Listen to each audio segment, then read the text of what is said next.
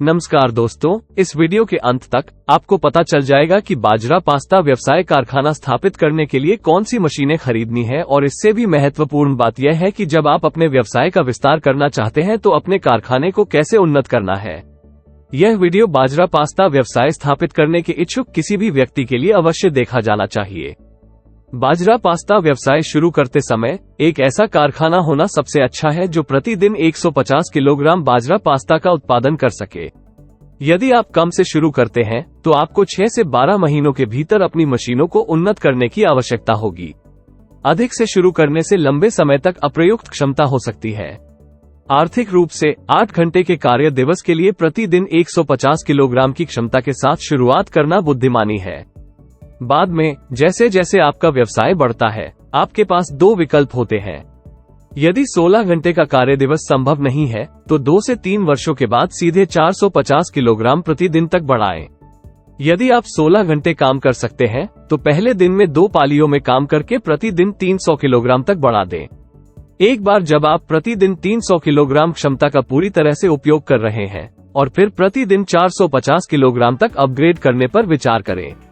अब आइए आपको जिन सही मशीनों की आवश्यकता है उनके बारे में गहराई से जानें। जब आप प्रतिदिन 150 किलोग्राम की कारखाने की क्षमता के साथ मिलेट पास्ता मध्यम आकार का व्यवसाय शुरू करते हैं तो आपको कई प्रकार की मशीनरी की आवश्यकता होगी। प्रसंस्करण के लिए आपको एक आटा मिल की आवश्यकता होगी। पास्ता बनाने के लिए उपयोग किए जाने वाले बाजरे के अनाज को पीसकर आटे में बदल दिया जाता है। इसकी कीमत लगभग 30,000 रुपये है। फिर आपको मिक्सिंग मशीन की आवश्यकता होगी। इसका उपयोग पास्ता के आटे को मिलाने के लिए किया जाता है। क्षमता 30 किलोग्राम प्रति घंटा, जिसकी कीमत लगभग 1 लाख रुपये होगी। और इसके अलावा आपको पास्ता एक्सट्रूडर मशीन की आवश्यकता है। पास्ता एक्सट्रूडर एक ऐसी मशीन है जो विभिन्न प्रकार के पास्ता बनाने के लिए एक आकार के उद्घाटन के माध्यम से आटे को धक्का देती है। ये क्षमता 50 से 60 किलोग्राम प्रति घंटा है, जिसकी कीमत लगभग 1,35,000 रुपये होगी।